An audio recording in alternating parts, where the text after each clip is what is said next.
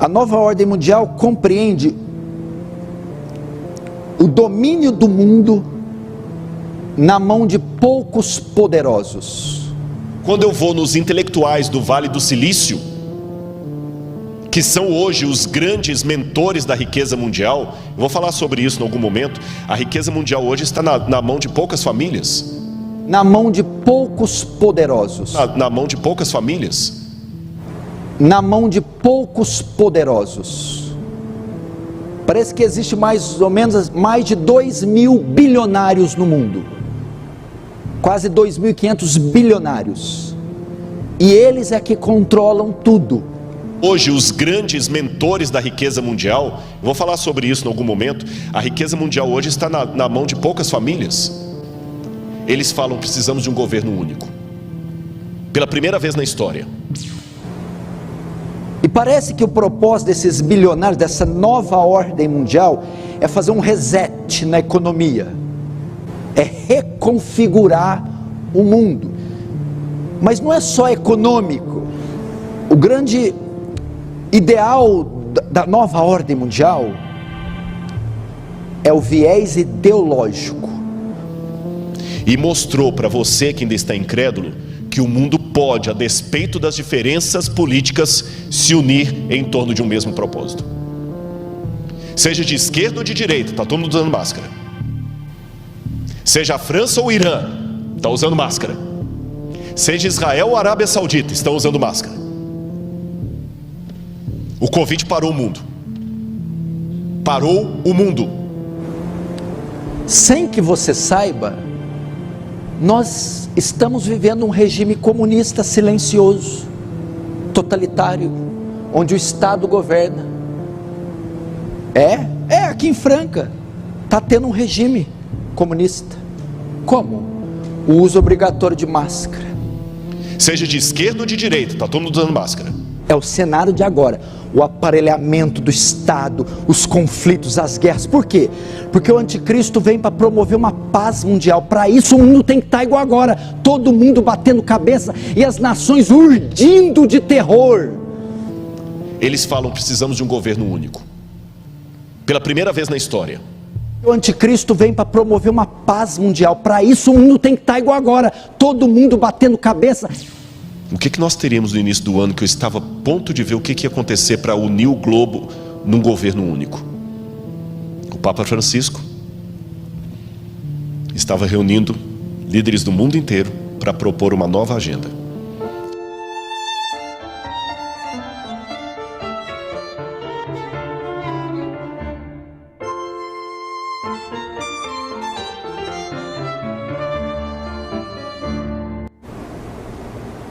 E é isso que já está aí.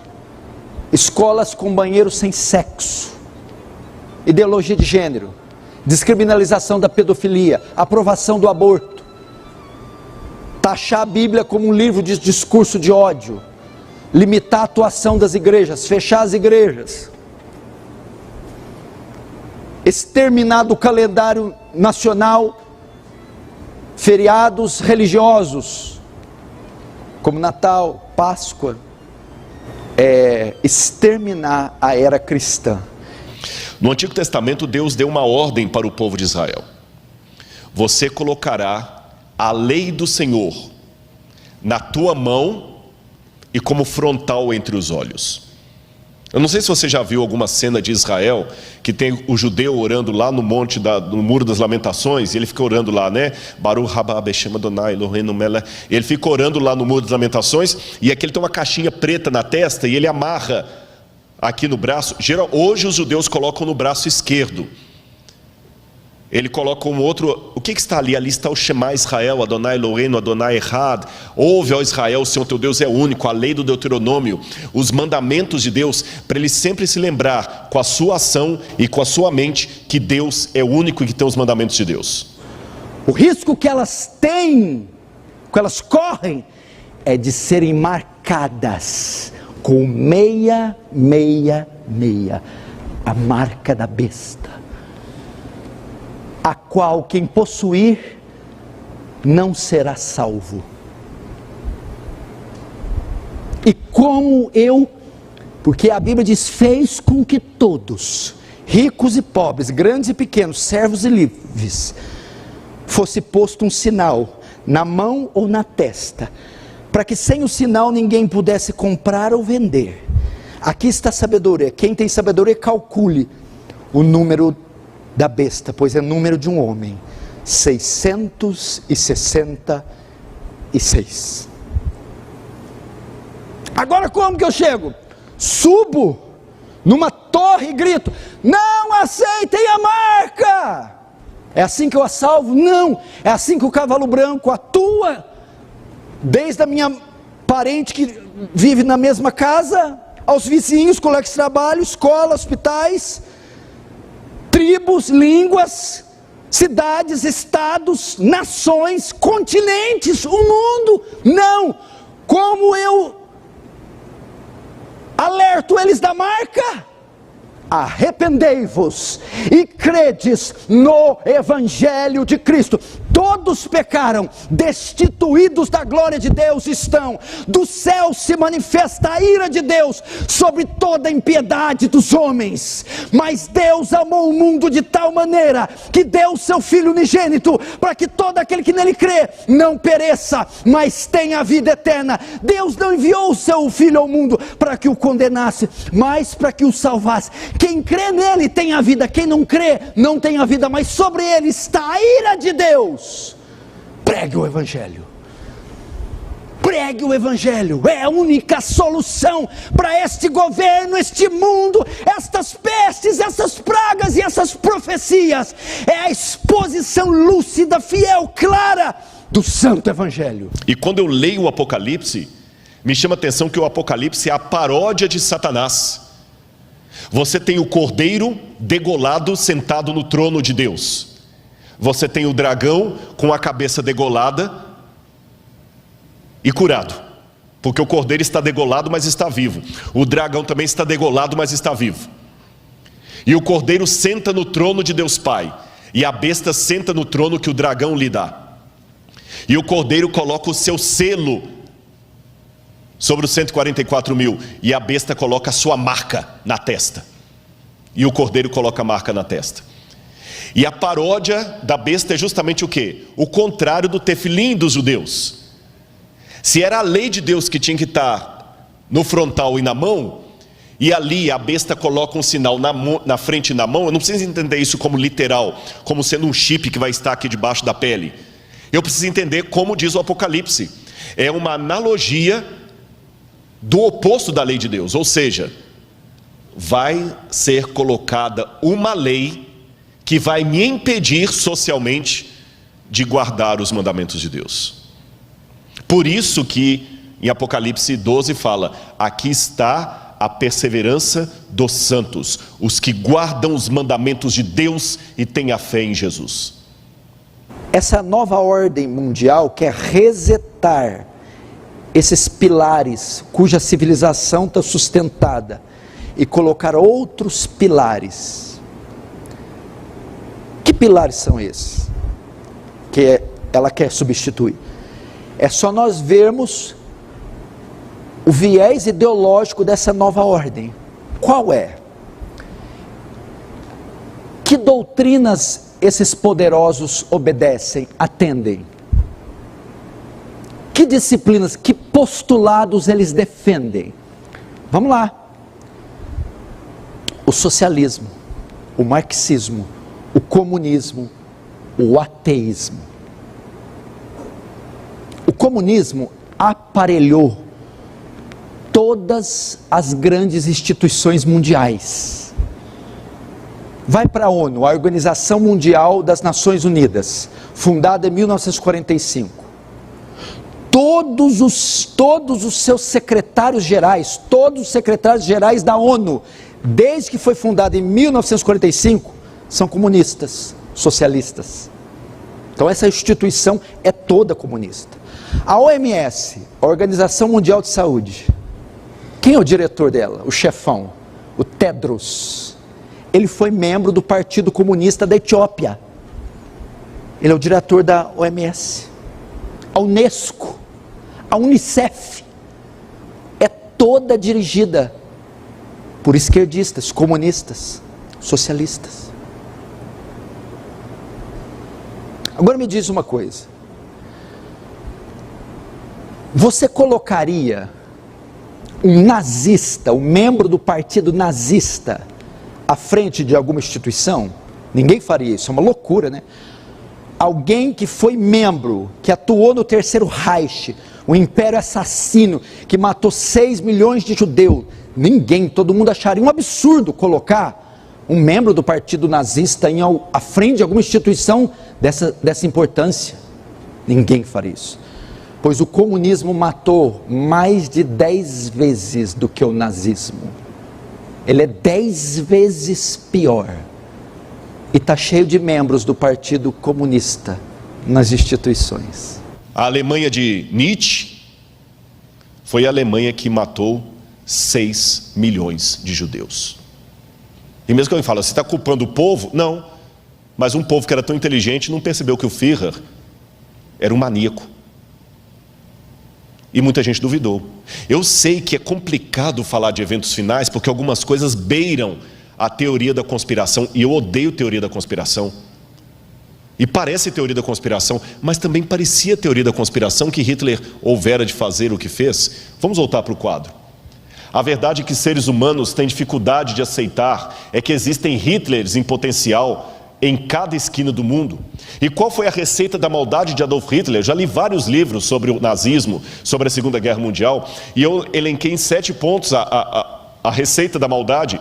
Basta ter uma crise, um povo sem rumo, a Alemanha saiu destroçada da Primeira Guerra Mundial, uma índole má coletiva, a tendência, um marketing, você tem Leni Riefenstahl e você tem Joseph Goebbels, que foram os ministros da propaganda de Hitler, você tem Albert Speer, que teve o plano, um discurso de mentiras e sedução e o interesse de Satanás. É exatamente o que nós temos hoje. Nós temos uma crise, nós temos um povo sem rumo, nós temos uma índole má coletiva, nós temos um marketing promovendo coisas anticristãs e o povo de Deus batendo palma para isso, não tendo coragem de denunciar, participando, seguindo, dando like, fazendo parecer que tudo é a mesma coisa, até dividindo espaço na mídia, consumindo essas coisas. E tudo bem, e o marketing está aí. Nós temos um plano, nós temos discursos de mentiras, e nós temos um interesse de Satanás. Principalmente nos últimos 3 meses, onde essa crise mundial atingiu seu pico, seu clímax, seu ápice. E as decisões que vêm sendo tomadas, principalmente no campo político, têm sido muito estranhas. Me parece que a pandemia do coronavírus foi o precedente que algumas nações, governos, algumas potências usaram para estabelecerem um regime autoritário, totalitário. E parece que de modo silencioso tem acontecido isso. De forma sutil, silenciosa, em meio a esse surto de pânico, de medo, de horror que a mídia implantou na sociedade, enquanto a população tenta se recompor do susto, do medo, do pânico, e está com a sua mente embotada, fixada nas notícias. Eles trabalham e aparelham todo o Estado e se infiltram em todas as instituições, e através dessas leis, do uso obrigatório de máscara, da vacinação compulsória, obrigatória, envolvendo 27 nações, para que a vacina seja aplicada ao mesmo tempo, e que haja punição para quem se recuse a tomá-la. Parece que é o estabelecimento de um governo ou de regimes totalitários, que vem através de governos tiranos, supressores da liberdade, e o pior de tudo, nós estamos vendo em escala global, mundial, simultânea, algo que nós nunca vimos antes, tem acontecido nesses últimos dias. Porque esse tipo de coisa nós sempre vimos. A história já narrou N acontecimentos semelhantes a esses. Entretanto, só tem uma sutil diferença. Quase nenhum deles foi global. Aconteceu com o mundo inteiro ao mesmo tempo, de forma simultânea. Como é que eu falo isso aqui agora? Se Deus manda, eu falo. Houve várias vezes que os 4 anjos de Apocalipse capítulo 7 estavam para soltar os ventos, e Deus mandou reter, porque o povo dele não estava preparado. Vocês sabem disso. Eu tenho a ligeira impressão, não estou afirmando, ligeira impressão, que os ventos estavam para ser soltos esse ano. O que nós teríamos no início do ano, que eu estava a ponto de ver o que ia acontecer para unir o globo num governo único? O Papa Francisco estava reunindo líderes do mundo inteiro para propor uma nova agenda, que cobrisse a questão ecológica, a questão da economia, a questão da família, e todo mundo estava para mandar representantes no mês de março. E coladinho nisto, fazendo parte do mesmo projeto, o 5G. Que quem entende de internet sabe melhor do que eu o que significaria o 5G no mundo. O 5G vai ser mais do que o advento da internet. O mundo seria outro. E na hora que essas duas coisas estavam para transformar o mundo, Covid. Parou tudo. Estou perguntando, não estou afirmando. Estou pensando com os meus botões. Será que Deus falou assim: eu vou permitir esse vírus para parar o mundo, porque o povo de Deus ainda está dormindo demais? E nós ainda estamos parados aqui esperando? Eu termino com isso.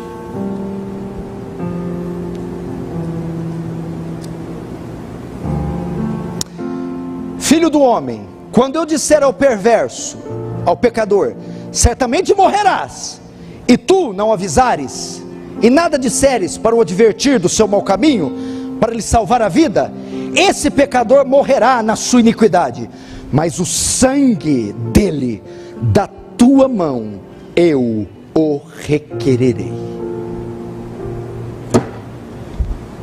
Deus vai nos cobrar o sangue dessa geração inteira que vai para o inferno, e você ficou em casa com essa pança vendo Netflix. Deus vai cobrar o sangue dessa multidão que está indo para o inferno, e você fazendo fofoca e gastando horas nas mídias sociais.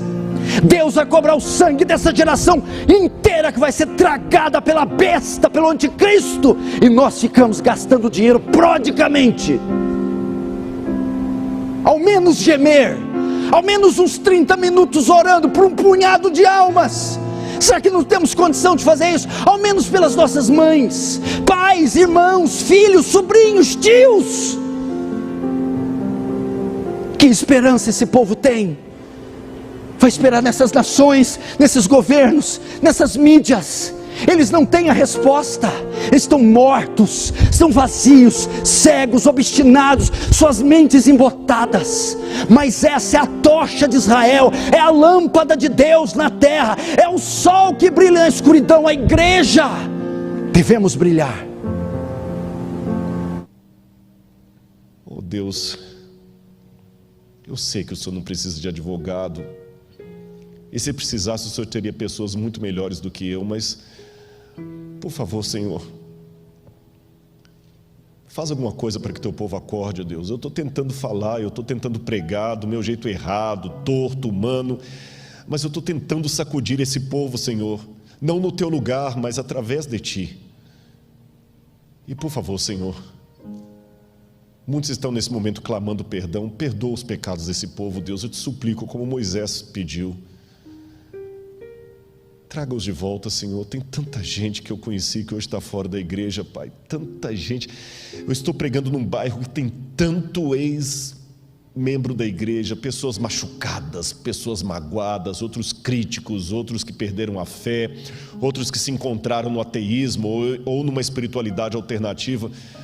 Oh, Senhor, tanta gente que um dia ocupou os bancos e agora está fora. Busca, Senhor. E perdoa os pecados coletivos que nós temos cometido, Senhor, como administradores, como pastores, como professores, como membros, como obreiros. Por favor, Senhor, tenha misericórdia de nós. Nós não somos a melhor igreja, mas nós somos a tua igreja, Senhor.